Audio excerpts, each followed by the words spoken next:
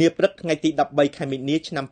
2025សម្ដេចមហាបវរធិបតីហ៊ុនម៉ាណែតនាយករដ្ឋមន្ត្រីនៃព្រះរាជាណាចក្រកម្ពុជា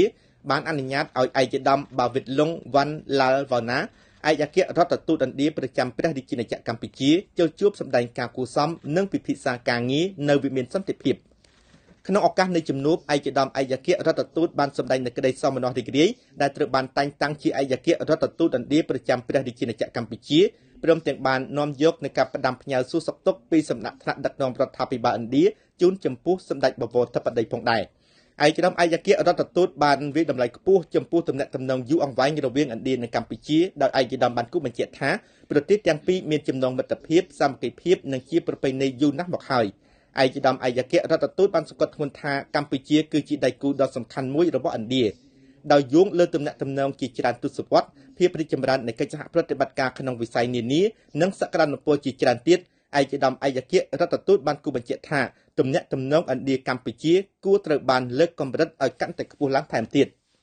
ជាការឆ្លើយតបសម្ដេចបវរធិបតីបានសម្ដែងនូវការពេញចិត្តចំពោះវឌ្ឍនភាពនៃទំនាក់ទំនងកម្ពុជាឥណ្ឌាព្រមទាំងថ្លែងអំណរគុណរដ្ឋាភិបាលនិងប្រជាជនឥណ្ឌាដែលបានរួមចំណែកដល់ការអភិវឌ្ឍសង្គមសេដ្ឋកិច្ចនៅកម្ពុជាជាពិសេសការបណ្ដុះបណ្ដាលនិងកសាងធនធានមនុស្សសម្ដេចបវរធិបតីបានគូបញ្ជាក់ថាកម្ពុជាឥណ្ឌានៅមានវិស័យសក្តានុពលជាច្រើនទៀតដែលជាឱកាសនៃការពង្រីកកិច្ចសហប្រតិបត្តិការដើម្បីជាផលប្រយោជន៍ដល់ប្រទេសទាំងពីរ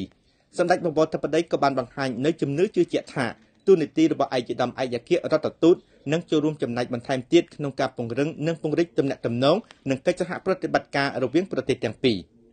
សម្ដេចបវរធិបតីនិងឯកឧត្តមឯកអគ្គរដ្ឋទូតបានពិភាក្សាអំពីសក្តានុពលសម្រាប់ការពង្រីកកិច្ចសហប្រតិបត្តិការលើវិស័យជាច្រើនមានជាអាចសេដ្ឋកិច្ចពាណិជ្ជកម្មការវិនិយោគការពិជាតិនិងសន្តិសុខ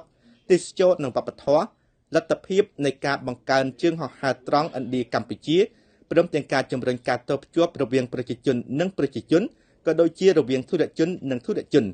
សម្ដេចបវរធិបតីបានលើកទឹកចិត្តឲ្យឯកឧត្តមឯកអគ្គរដ្ឋទូតបង្កើតទំនាក់ទំនងនិងសហការយ៉ាងជិតស្និទ្ធជាមួយក្រសួងស្ថាប័នរបស់កម្ពុជាដើម្បីជំរុញឲ្យកាន់តែខ្លាំងក្លាថែមទៀតនៅកិច្ចសហប្រតិបត្តិការរវាងប្រទេសទាំងពីរ